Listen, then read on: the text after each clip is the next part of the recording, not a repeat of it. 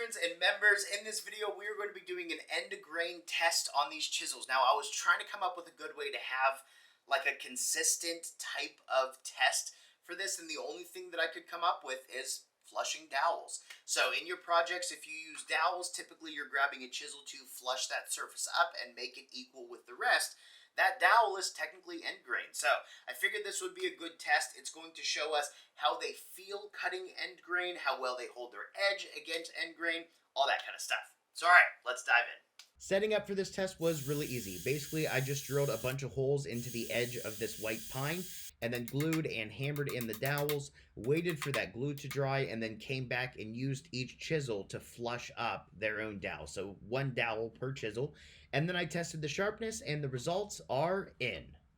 Before we dive too far into the results, I need to talk about the dowels that I'm using. So I'm using 5/16 dowels for all of the chisels besides the 1/4-inch chisels. For 1/4-inch chisels, I am using 1/4-inch dowels. Just like the cherry test, I didn't think that it was fair to put a 1/4-inch chisel through the same test I'm putting all of the other chisels through. The other thing you're going to notice is that the lengths are different on, that's weird. There we go. The lengths are different on this, but what I did is I have a 90-degree drill thing, and I set it so that way the same amount of dowel was sticking above the white pine on both of them. So just know that I accounted for that as well. The other thing I want to point out is that it just makes really cool shavings. I think this is the first time I've ever used dowels, or actually needed to flush dowels that had the ridges like this. And it was actually a lot of fun because you could feel it cutting those ridges. I just thought it was neat and wanted to share. The other thing I want to point out before we dive in is that if you've never worked with end grain before, this is kind of just a good tidbit to know. So if you're working in end grain, it can really tell you what's going on with that chisel's edge. It's more visible in end grain than it is in edge grain or face grain because the chisel will leave these lines. See those white lines right there? PMV has some right there. The Berg has some right there. Blue Spruce has some right there. The Richter has a lot. The whole thing's basically white.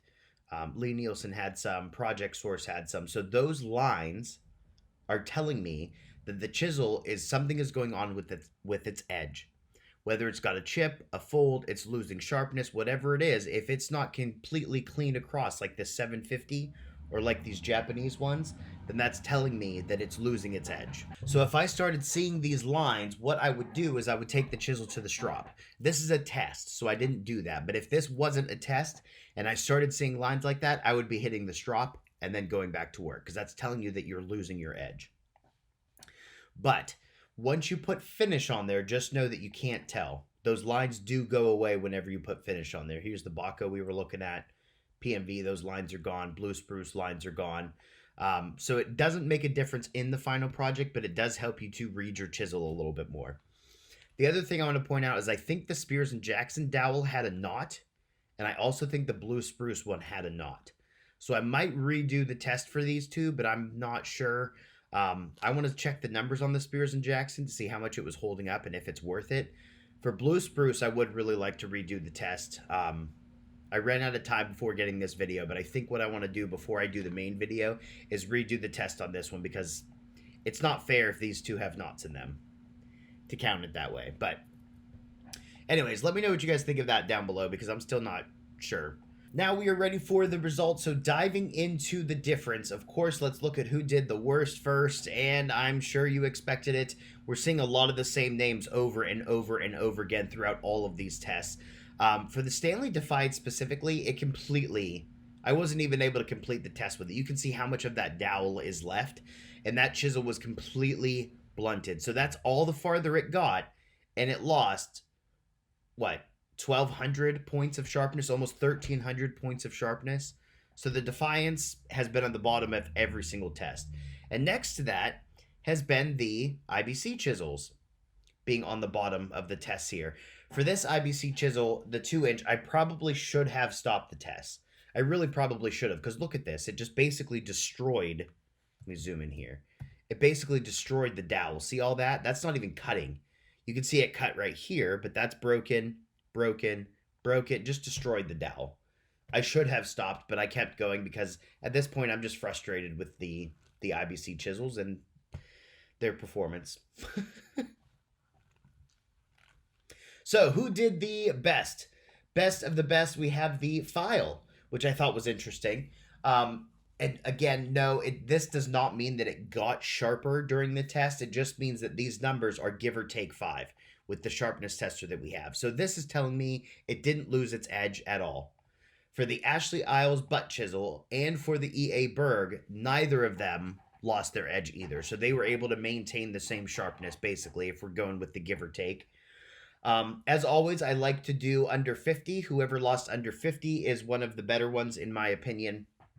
I want to highlight this Baco real quick because in the previous tests, I was starting to figure out, like, maybe it being at 20 degrees and being an 01 chisel is running into issues, and that's why it's not able to stand up. And I thought about, like, reprofiling it to 25 or 30 degrees. Lou did give me permission. But after this test, I don't know that I need to. It held up to end grain, which is odd because you would think at 20 degrees, you shouldn't be, it shouldn't do this well, especially for a vintage 01 chisel at 20 degrees. But it did. It was under 50 points. The other ones I want to point out here, the Lee Nielsen and the Blue Spruce, they are both A2, and I am kind of surprised that they lost this much of their edge. And I was questioning if I wanted to redo the test with the Blue Spruce because of the possibility of it not being there, but it's really close to the other A2. And if you look at all of the other previous tests, they are pretty close to each other. So I don't know that I need to redo the Dow test with the Blue Spruce, to be fair. I think it's standing its ground with the Lee Nielsen, which is the other A2 chisel. The other thing I want to look at is like smoothness of cut and comfortability of these chisels. Because nobody likes cutting end grain. End grain is not fun to cut, but some of these chisels really stood out as cutting very, very smooth. And they were like fun to use. It was fun to pair the dowel with it because it was just gliding through the cut really, really well. So all of these ones I feel were super smooth in the cutting. The ones that are the even brighter green are the ones that I felt did the best and felt even smoother. Like if I had to pick the top 3 out of all of these, it would be these ones right here. The holster very much surprised me.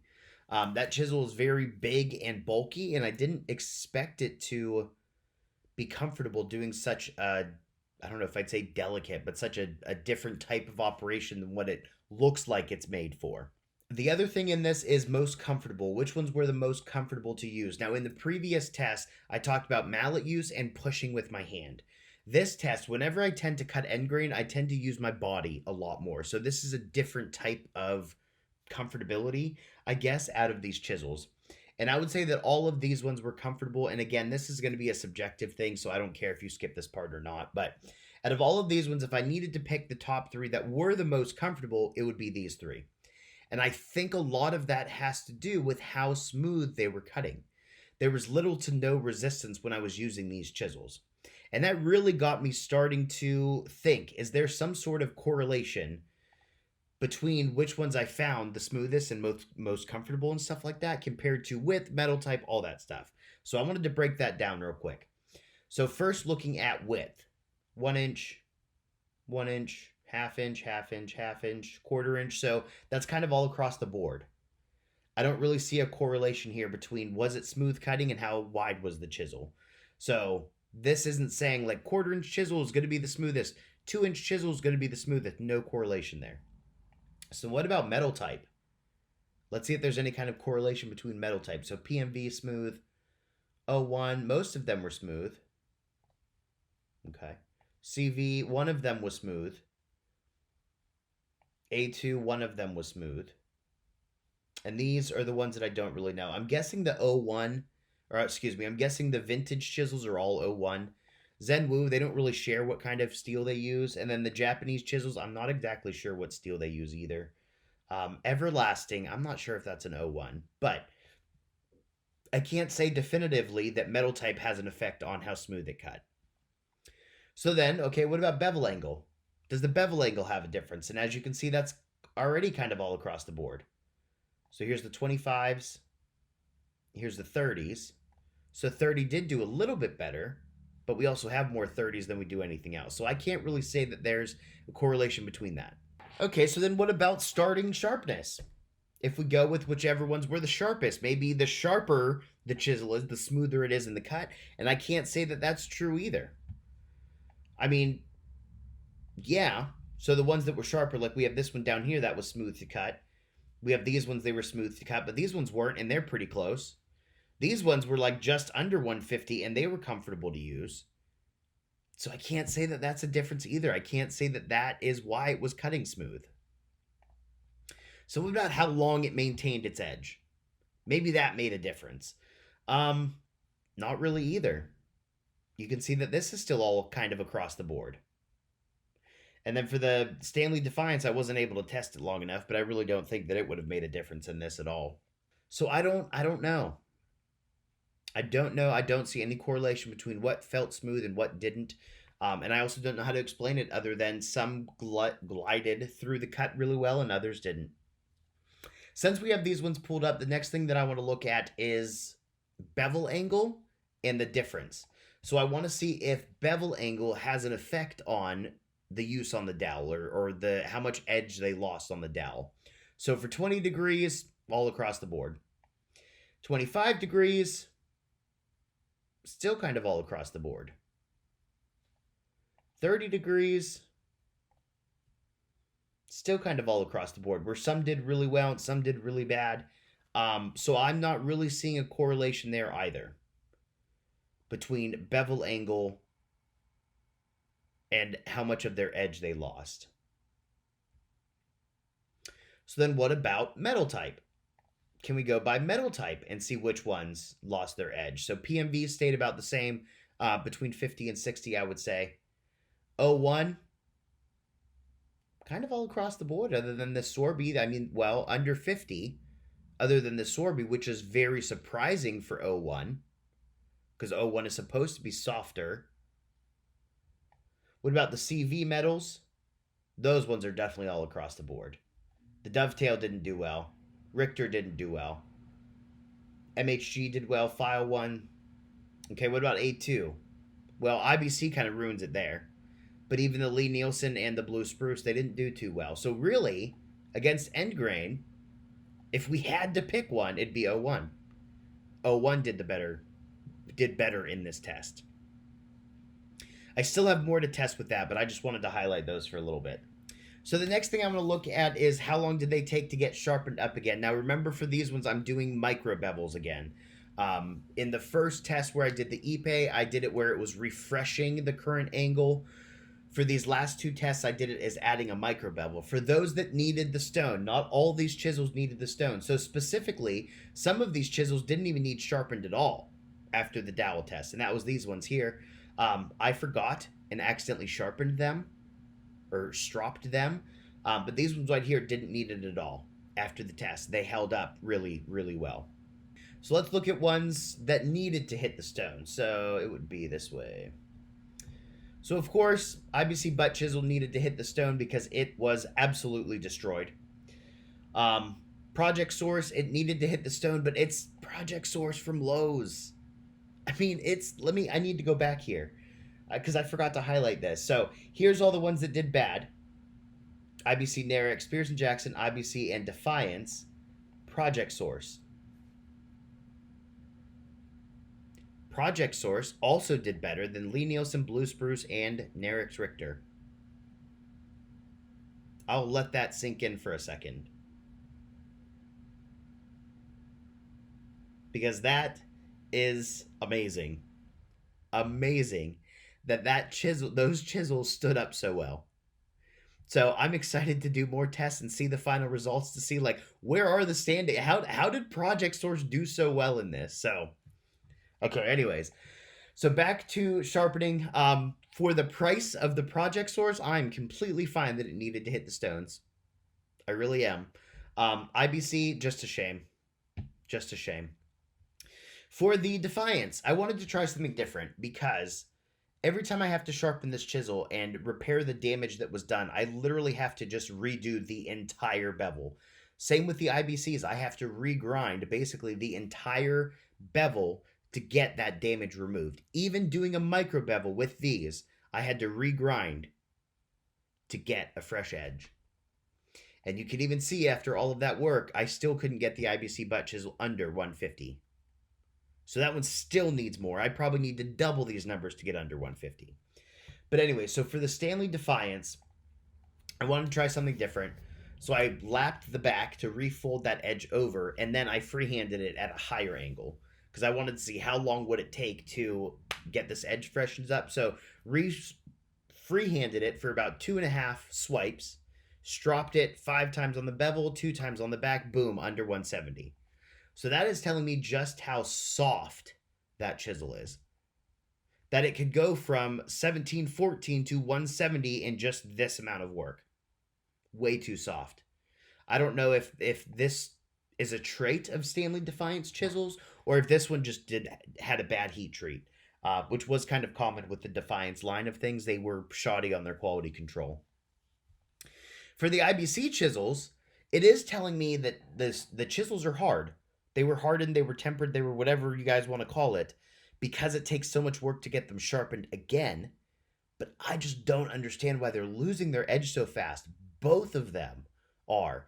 It's not like the 2-inch chisel is maybe had an issue, but both of them aren't doing good.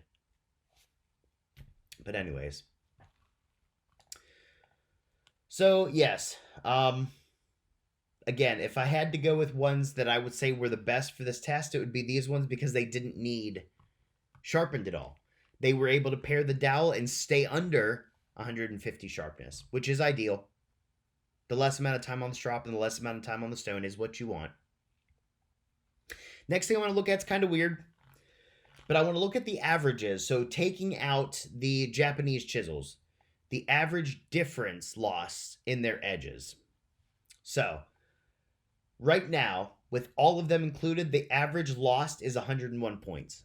If we take out the Narex, spelt that wrong, but if we take out the Narex, that I would say is the worst of the Japanese chisel, and I don't even know that I would consider it an authentic Japanese chisel, but Narex promotes it as Japanese, so whatever. The average without the Narex is 43. For the modern chisels, the average altogether is 109. The average without the IBC, which are our two worst chisels, 54.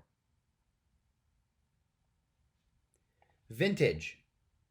The average with everything all together is 294. The average without Defiance is 94 because Defiance is the worst. But then I also want to take out the Spears and Jackson just to see. If we remove the two worst, we're at 32 for vintage. Average. Average points lost. So bringing it all together, Japanese on average lost 43 if we don't include the Narex. Modern lost 54 if we don't include IBC.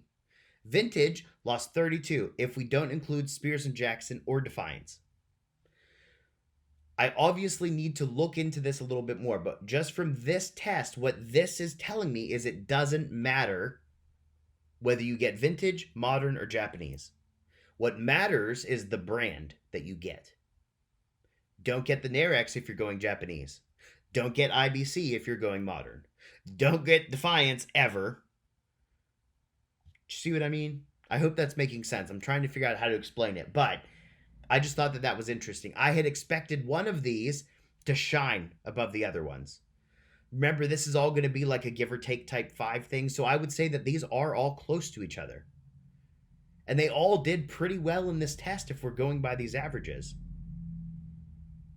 I mean, even including, if we go back and include the IBC in the modern 109, include the Narex in the Japanese 101, the vintage is just destroyed because of the Defiance. But again, if we take Defiance out, 94. So those numbers are still close. So it doesn't matter if you're going Japanese, modern, or vintage. It's so far what I'm finding out. And when I put all of the results together, these are just the chisel ones or the dowel ones. But when I put all of the results together, that is something that I want to look at. To see, does it really matter? I mean, steel is steel. We have better options now, better machining now. Modern ones might take you less work for flattening the back, and they might have more smoother like points on the sides of the chisels, nicer handles, stuff like that. But these vintage chisels held up pretty well through all these tests. And don't get me started on Project Source again, okay? But anyways, I hope you guys enjoyed. As always, if you have any questions, any comments, let us know. I am going to be traveling around the New England states with these chisels. to have a couple more people put their hands on them and tell me which ones they feel are the most comfortable before doing the big YouTube results reveal video. On that note, too, I am going to be away for about 2 weeks, so if I am delayed at getting to your comments, I do apologize. But I will be back at the closer to the end of this month. But all right, thank you all, and have a good day.